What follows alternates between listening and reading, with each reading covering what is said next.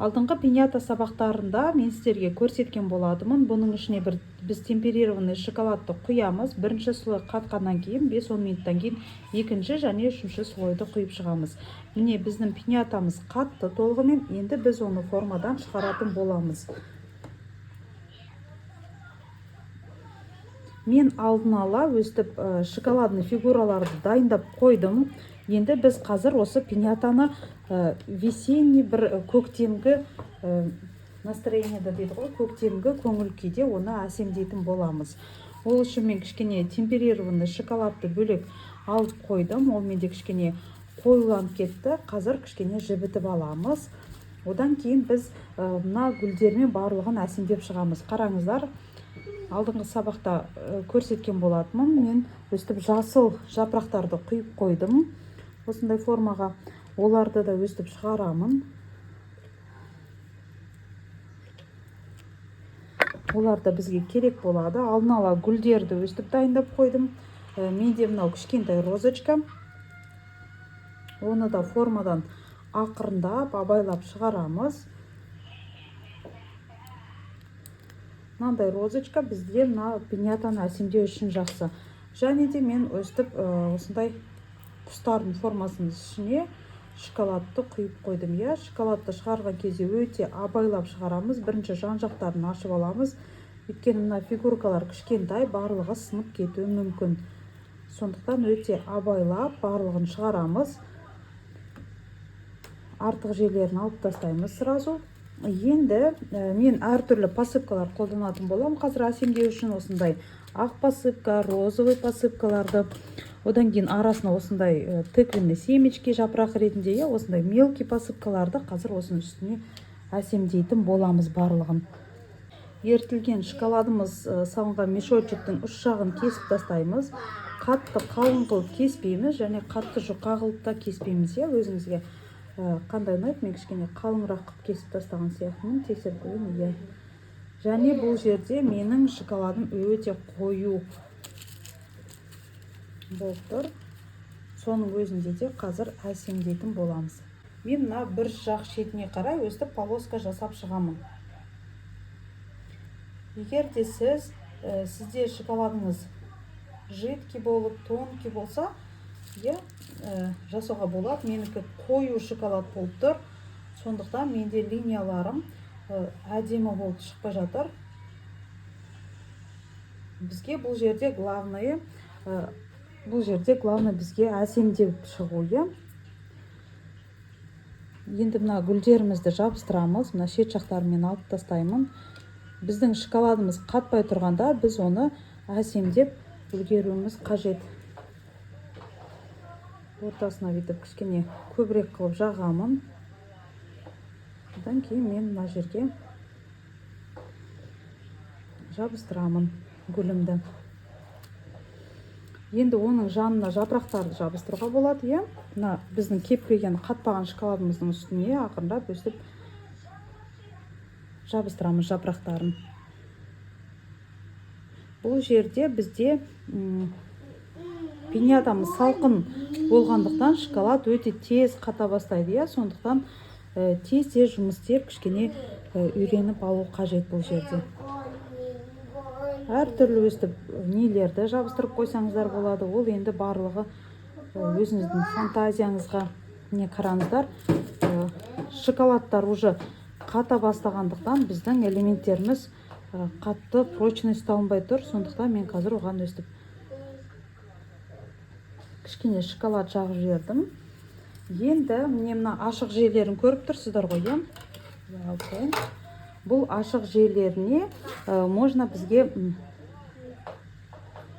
қазір өстіп көбірек жағайын. Мына жерде де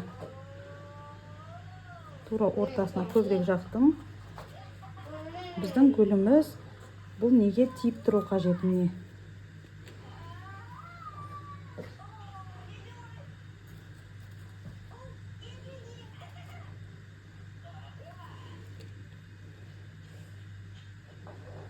Өстіп біз жапырақтың арт жағына шоколадымызды жағып, оның барлығын өстіп жабыстырып шығатын боламыз.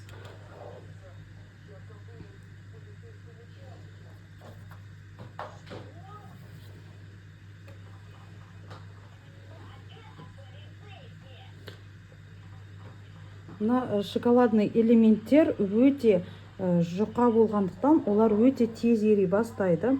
Қолдан сондықтан перчаткамен істесеңіздер бұл жерде негізі жақсы. Араларына мен осылай нелерді, құстардың да несін жабыстырып қойғым келіп тұр. Менің ойымша өте әдемі болып көрінеді. Так, бұл жерде бізге көбінесе жан-жағына қарап отырамыз. Қараңыздар, мына жерлері ашық қалып қойған жерлеріне біз шоколадты осылай құямыз да, кішкене көбірек құямыз да, оның үстіне біз өстіп посыпкаларды орнатамыз. Бұл жерде үлкен посыпка, кішкентай посыпка, соның барлығын ашық жерлеріне өстіп жабыстырып шығамыз. То есть мен мына жерге тағы да жақтым кішкене. Оның үстіне осылай посыпкаларды сеуіп шықтым. Яғни біздің посыпкаларымыз түсіп қалмас үшін біз шоколадтың үстіне оны өстіп жабыстырамыз. Енді қараңыздар, мына жақтың барлығы ашық жерлердің барлығына біз қазір нелерді жабыстырып шығамыз. Әртүрлі посыпкаларды сеуіп шығамыз. Біздің элементтеріміз жақсы ұсталынып тұру қажет. Міне қараңыздар, мына жақтары бізде өте пустой болып қалды, сондықтан бұл жағына да мен қазір жапырақтарды жабыстырсақ болады әртүрлі.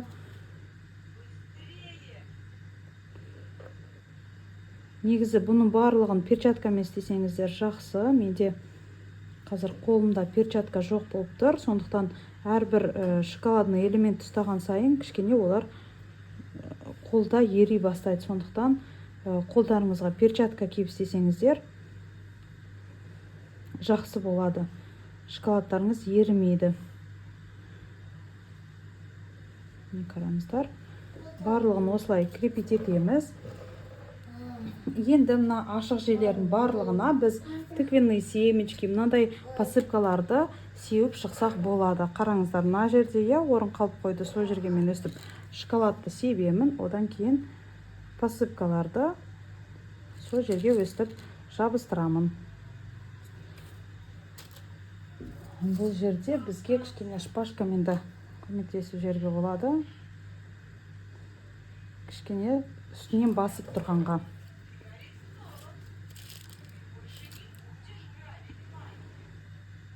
Менде шоколадым азайып бара жатыр. Қаншаға жетеді, сонша әсемдеп шығатын боламын. Бұның барлығын пинцетпен істесеңіз болады. Көрдіңіздер,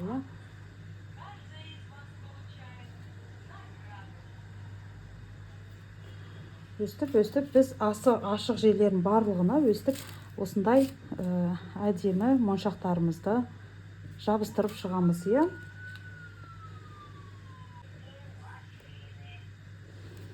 Міне біздің шоколадымыз өте тез қатып жатыр.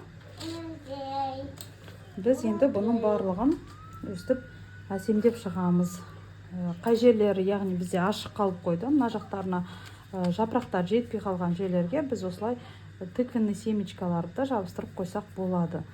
Мысалы, мына жерге мен өстіп шоколадты құйдым да, бұл жерге өстіп тыквенный семечкиді жабыстырсам болады.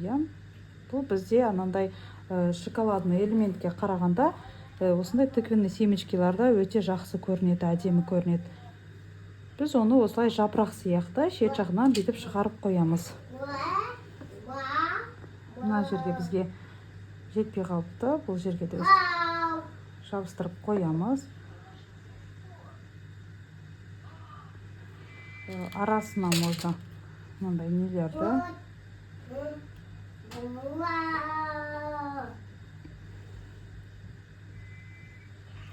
Бұлардың барлығы шоколад қатқаннан кейін бұлар да бізде жақсы болып қатып қалады. Шоколадым менде өте аз қалды. Қазір тағы да ертіп алам жетпесе.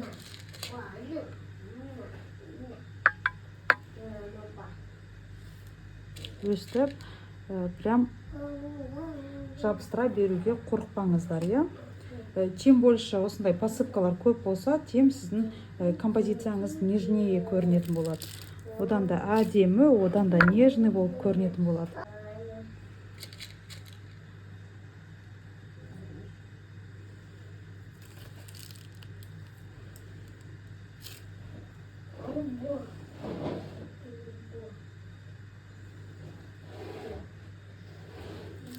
Өстіп біз барлығын әсемдеп шығатын боламыз.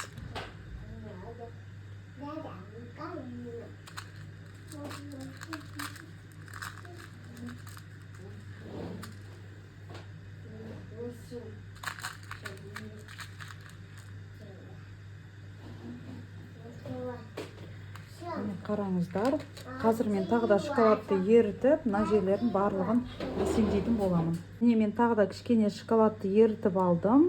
Өстіп құямын. Құйған жерлерге барлығына өстіп посыпкаларды салып отырамын, е. Енді қараңыздар, бізде композициямыз почти дайын болды. Кейбір жерлеріне, мына жақтарына мен осындай жапырақты жабыстырып қойғым келіп тұр. Мына жағы ашық тұрған сияқты. Соған да жабыстырып қойса болады, былай жабыстырып қойса болады, иә. Ол енді кейбір элементтер дұрыс ұсталмай тұр. Шоколад өте тез қатып қалып отырғандықтан менде элементтерім дұрыс жабыспай қалды, иә. Тағы да шоколадты ерітіп, мен өстіп жабыстырып қоямын.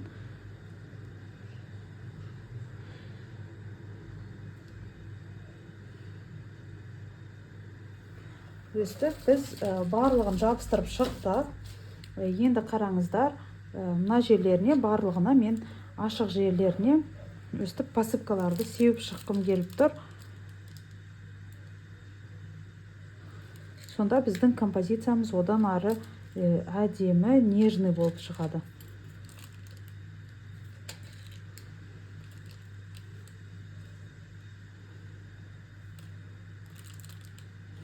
Өстіп біз шоколадымызды жағамыз.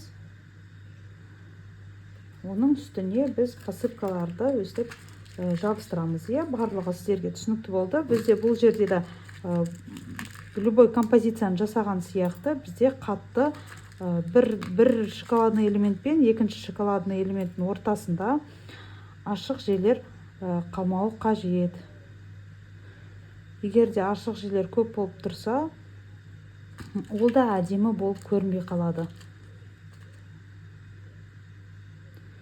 Бұл жерде сіздер әдемілік жағына мән берулеріңіз қажет. Қараңыздар. Енді мына жаққа да сеуіп қойса болады, е. Мына жағына да сеуіп қойсақ, менің ойымша өте әдемі болады сияқты. Шоколадымның мына кесілген мешоктың бас жағы қатып қалып отыр. Оны мен өстіп ұстап ерітемін тағы да. Одан кейін өстіп шоколадтарымызды құямыз.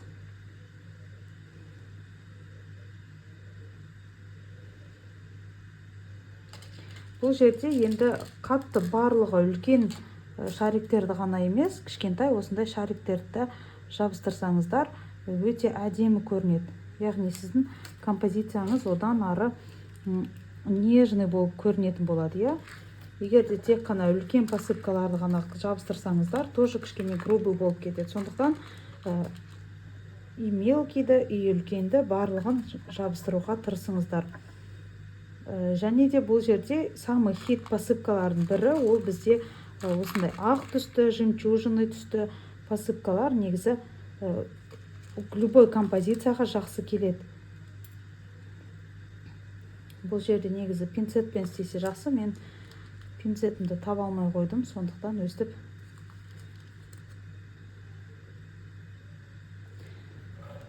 не қараңыздар. Енді тағы да қараймыз, қай жерге қосу керек. Мынандай ашық жерлеріне мен тағы да қосқым келіп отыр, е. Можно жапырақтарды, можно розовый посыпкаларды салсаңыздар болады. Менің ойымша розовый да өте әдемі көрінетін сияқты. Тек қана ақ посыпка емес, әртүрлі. Например, сіздің композицияңыз розовый болса, можно розовый посыпканы қолданғанға. егер де сізде фиолетовый неме болса композиция, онда фиолетовый композиция, иә. Ал енді ақ түс бізде любой композицияға келе береді, любой түске де келе береді. Сонда ол более нежный болып, более воздушный болып көрінетін болады. Міне өстіп жабыстырдым. Мына жерге жасау керек, иә. Қазір барлығын жабыстырып шығам. Одан кейін сіздерге ары қарай әсемдейтін боламыз. Қараңыздар, менің композициям дайын болды. Әлі ол толығымен кепкен жоқ. Негізі холодильникке толығымен осы элементтер кепкенше қойып қойсаңыз болады, немесе мен сияқты өстіп әсемдей берсеңіз болады. Главное, бұлардың орындарын қозғалтып жібермесеңіз болды. Қараңыздар, менде осындай розовый кондурин бар. Бұны мен кондитерскілік магазиннен алдым. Оны енді осы гүлдердің ортасына өстіп кішкене блеск беру үшін сеуіп қоюға да болады. Кисточка қажет. Кисточканы тоже мен кондитерлік магазиннен алам. Осылай сеуіп, бұл бізде кішкене гүлге блеск беріп тұрады, иә.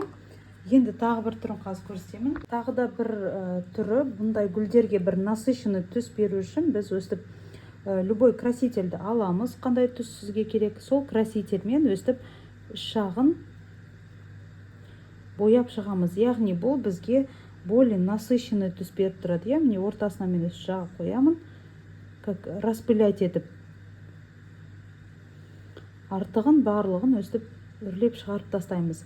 Яғни бізде обычный гүл болып тұрса, оны біз өстіп распылять етсек, ол анандай необычный шет жақтары бүйтіп қоюланған, более выразительный болып көрінетін болады.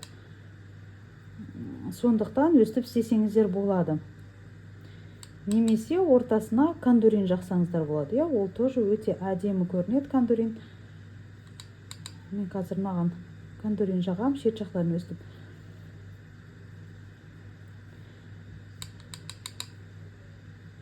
Бұл енді қолға жағылады, яғни именно өстіп істеген гүлдеріміз, ол бұл красительдің үстіне қолыңызбен ұстасаңыз, ол сіздің қолыңызға жағылады. Енді можно ортасын осындай кондуринмен бояуға болады. Кондуриндің ішіне біз кішкене спирт қосамыз. Сол спиртпен бояп шығатын боламыз. Гүлдерді, мына жапырақтардың шет жақтарына кішкене более выразительный не беру үшін кондуринмен өстіп қазір бояп шығамыз. Менде бұл ыдыстың ішінде көп екен.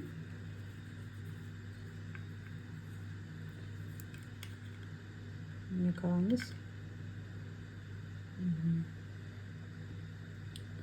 Мына гүлдің ортасын лучше менің ойымша кондуринмен бояған жақсы сияқты, өйткені более әдемі, более не болып көрінеді, иә. Қараңыздар, кондуринмен боялған енді басқаша көрінеді. Қараңыздар, өте әдемі болып шықты. Сіздерге басқаша көрініп тұрған шығар, но вживую ол өте әдемі көрінеді. Мына жерде де нелерді кондуринмен өстіп қойып қойса болады гүлімізді. Енді мен мына демені птичканы тоже кондуринмен боям.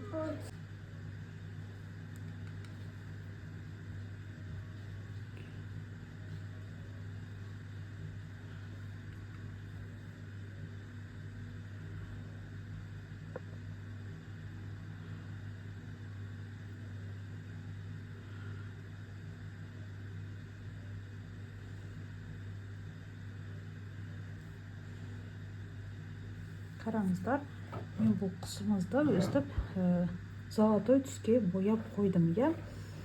Барлық элементтерді өстіп подчеркивать етсеңіздер, өте әдемі көрінеді. Мынандай бабочканы, например, ортасын және өстіп шет жақтарын ғана боясаңыз,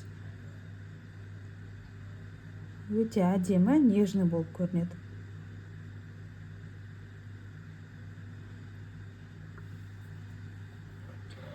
Міне біздің почти неміз дайын болды.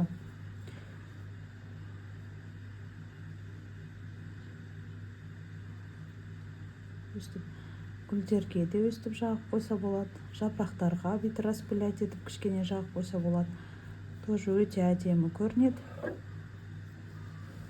Самый главный бұл жерде тағы да осы неткен тыквенный семечкалардың үш жақтарын өстіп золотой кондуримен бояп қойсаңыз өте әдемі болып көрінеді. Міне қараңыздар, сонда бізде осындай композиция дайын болды. Енді біз бұл жүрекшені осындай розовый түсте қалдырсақ болады, немесе біз оның үстіне осы кондуримен бояп шықсақ болады. Егер де біз кондуримен бояйтын болсақ, қараңыздар, ол бізде жылтыр болып шығады. Я, жай ғана жүрекше емес, ол бізде осындай жылтыр болады. Қазір сіздерге көрсетемін.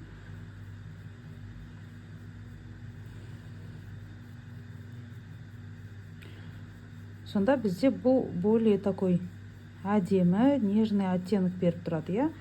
Жай ғана матовый емес, бұл бізде өте жылтыр болып шығып тұр, көріп тұрсыздар, я. Осымен өстіп толығымен бояп шықса болады.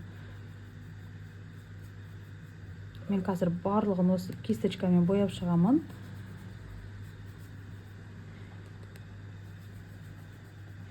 Бірінші осы кондуринмен бояп шығып, одан кейін шоколадпен жабыстыруға болады, бірақ енді мен бұрын золотой кондуримен істегеннен кейін менің шоколадым жабыспай қалған. Сондықтан енді қазір мен қорқамын да, бірінші өстіп істеп алам, одан кейін уже кондуримен әсемдеймін. Өйткені бұл кондуриннің бетінде более бір пыльца сияқты болады. Сондықтан мен қазір қорқатын болдым да, өстіп істейтін болдым. Бұл жерде енді более нежный щеточканы алсаңыздар жақсы, мынау менде более кішкене жесткий болып тұр, но все равно бояуға болады, андай болады ғой, прям косметикаға арналған, прям біткен пушистый щеточкалар. Солармен боясаңыздар өте әдемі және өте тез жасалынады. Өстіп толығымен мен өстіп қаптап шығамын. Сол кезде біздің пиньятамыз дайын болады. Міне біздің пиньятамыз дайын болды. Оны коробкасына салдық. Мына жерде коробканың размері бізде где-то 20-20 болу керек, бірақ сіздерге көрсетейін. Бұл жерде коробканың размері 20,5, не қараңыздар. 20-5 и екі жағында да 20-5. Міне, оның коробканың үстінде бізде осындай прозрачная крышкасы болады. Оның биіктігі бізде 9-10 сантиметр, 8-9 сантиметр. Жанына осындай молоток қоямыз. Оны Алиэкспресстен алсаңыз болады, немесе мен сіздерге контактісін беремін. Бізде Қазақстанда жасайтын адамдар. Енді бұны біз үстіне жауып, лентасымен байлайтын боламыз.